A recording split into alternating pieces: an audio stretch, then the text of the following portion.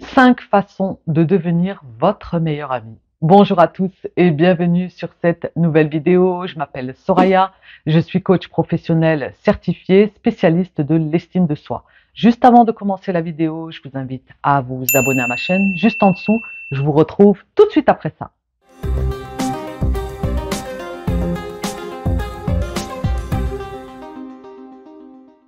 À travers cette nouvelle vidéo, j'ai vraiment à cœur de partager avec vous 5 façons pour devenir son meilleur ami. Nous ne sommes bien servis que par nous-mêmes. Nous sommes notre meilleur ami, notre meilleur allié, notre meilleure compagnie.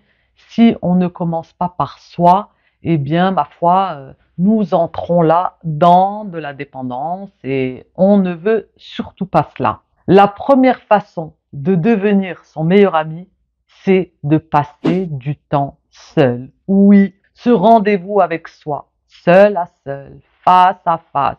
Vous pouvez par exemple mettre en place des petits moments de solitude, de sortir, de méditer, de faire du sport, quelque chose qui vous fait du bien, mais qui vous isole. Mais c'est un isolement volontaire. C'est pas on est là à souffrir, j'ai pas envie de rester face à moi, je suis dans mes peurs.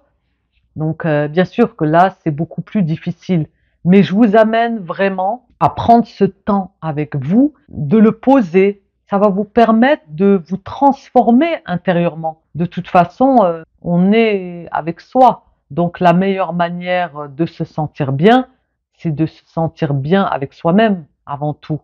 Avant de se sentir bien avec les autres, il va falloir commencer par soi.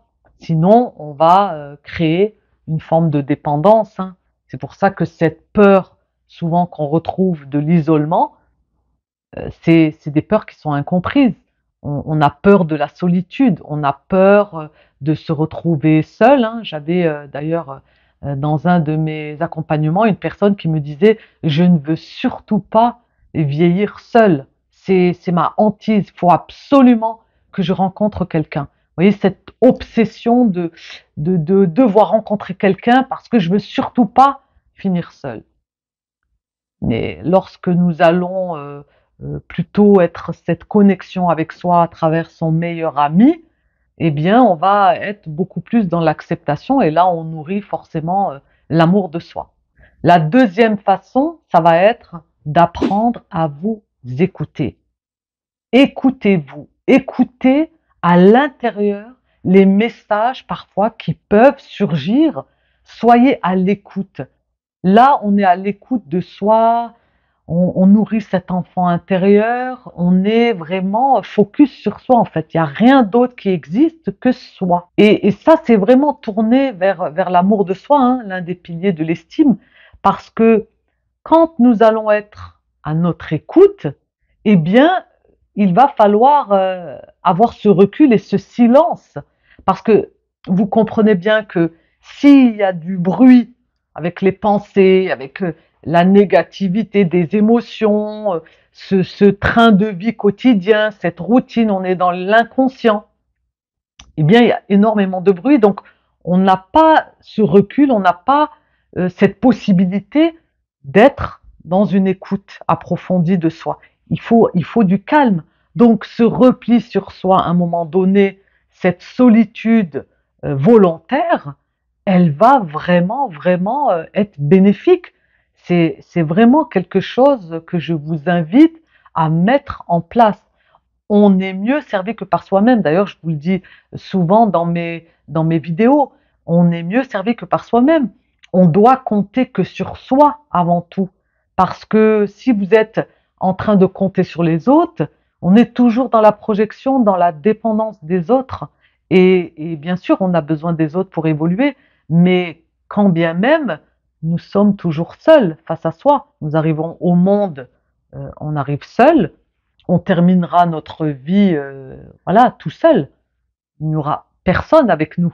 Donc autant mieux se sentir bien avec soi à un moment donné et de faire cette connexion à travers l'amour, bien sûr, l'estime, hein. Et vous verrez que vous vous sentirez beaucoup plus libre. C'est vraiment un poids. Ce poids, c'est vraiment comme un sac que vous avez sur le dos qui est lourd à porter parce que il y a tout ce bagage, les expériences du passé, l'enfance, les blessures, pas mal de choses à comprendre. D'ailleurs, je vous invite à cliquer sur le lien de la description où vous pourrez bénéficier d'une vidéo privée où je vous apporte 20 clés pour développer votre estime. Donc c'est une vidéo très complète et je pense qu'elle pourra sûrement vous faire un grand bien. Lorsque vous allez apprendre à vous écouter, vous allez vraiment être à l'écoute de vos besoins, de vos désirs, de vos envies. Vous allez être dans cette connexion de vous-même. Souvent, hein, le besoin, il est vers l'extérieur. Ce besoin d'eux qui crée un manque, hein, forcément. Hein. Quand il y a un besoin qui n'est pas assouvi, ça crée un manque. Et lorsque nous sommes de plus en plus à l'écoute de nous-mêmes, eh bien, on va comprendre quels sont nos besoins et quels sont nos désirs, quelles sont nos envies, et ainsi on va pouvoir les combler. Vous voyez? Donc c'est très très important d'avoir cette écoute attentive de soi et ce repli sur soi pour mieux s'entendre. Si vous avez un ami qui est en détresse, un ami qui vous contacte parce que il vient de traverser une relation douloureuse, il n'est pas bien, vous allez spontanément prendre votre voiture, le retrouver, le conseiller, le bichonner, je dirais même lui donner de l'amour, de l'affection. Vous allez vraiment passer du temps, des heures à le soutenir, à vraiment être dans l'amour, dans la bienveillance. Eh bien, il va falloir se comporter avec vous-même de cette manière. Et oui, lorsqu'on se comporte comme cela avec son ami, eh bien, il va falloir se comporter de la même manière avec soi. Je vous amène à ces 5 façons pour que vous puissiez prendre conscience que vous êtes votre meilleur ami, votre meilleur allié, votre meilleure compagnie et rien d'autre. Nous avons besoin des autres, bien évidemment. Mais si vous avez cette connexion avec vous-même, je peux dire que vous vous libérez énormément par rapport à la dépendance, aux besoins des autres, aux besoins de l'autre pour compenser ce manque. La 4e façon, elle rejoint un petit peu la précédente, c'est vraiment de s'éloigner des distractions. C'est-à-dire qu'on va faire une petite coupure avec les réseaux sociaux, avec les médias, avec un petit peu ce qui vous entoure, un petit peu ce bruit. Donc, plus vous allez vous couper un petit peu de ces distractions, plus vous allez pouvoir vous concentrer sur vous-même. Parce qu'à un moment donné, on a besoin de concentration. Hein. Lorsque vous allez préparer un devoir, un exposé ou peu importe, hein, vous allez devoir vous concentrer. Vous voyez bien que si vous avez la télé à côté qui a le son très fort ou de la musique qui est là dans la pièce, vous allez être un petit peu déstabilisé. Donc vous allez éteindre la télé, vous allez baisser le son. Vous n'arriverez pas à mettre votre concentration 100% dessus. Donc c'est très important de prendre ce recul pour pouvoir être votre meilleur ami, de pouvoir vous améliorer, vous connecter avec vous-même. Eh bien, il va falloir mettre ces petits temps de distraction entre parenthèses et d'être beaucoup plus à l'écoute de vous-même et ainsi, hein, lorsque vous allez mettre ces distractions de côté, vous allez être beaucoup plus dans ce calme, ce silence, cet apaisement. Mais si vous avez besoin toujours de ce bruit autour de vous, c'est combler ce manque, combler ce besoin, encore une fois. Donc, soyez vraiment attentifs à cela et vraiment les distractions, on les met un petit peu de côté et puis on se donne ce temps à soi.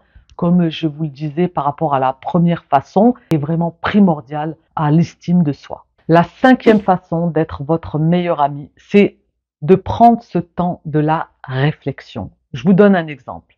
Si vous marchez dans la rue et que vous rencontrez un petit enfant, cet enfant tombe devant vous. Voilà, il tombe, il est à terre. Quel va être votre réflexe? Vous allez passer? Vous n'allez rien faire? Je pense pas.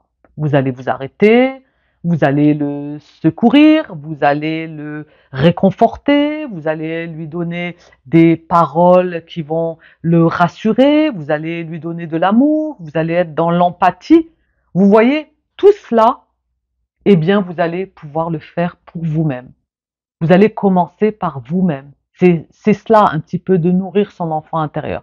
C'est de la même manière que lorsque vous rencontrez un enfant qui tombe. Voilà, j'espère que cette vidéo aura pu vous apporter des éléments. En tout cas, c'est la direction de cette vidéo. N'hésitez pas à cliquer sur le lien juste en dessous de la description pour profiter de mes 20 clés pour développer votre estime. C'est une vidéo privée que je n'ai jamais postée, donc vraiment profitez-en. Je vous remercie, je vous dis à très vite pour de prochaines aventures en vidéo. N'oubliez surtout pas que la clé est en vous, de vous abonner à ma chaîne et de mettre un gros pouce bleu si vous avez aimé. À bientôt. Bye.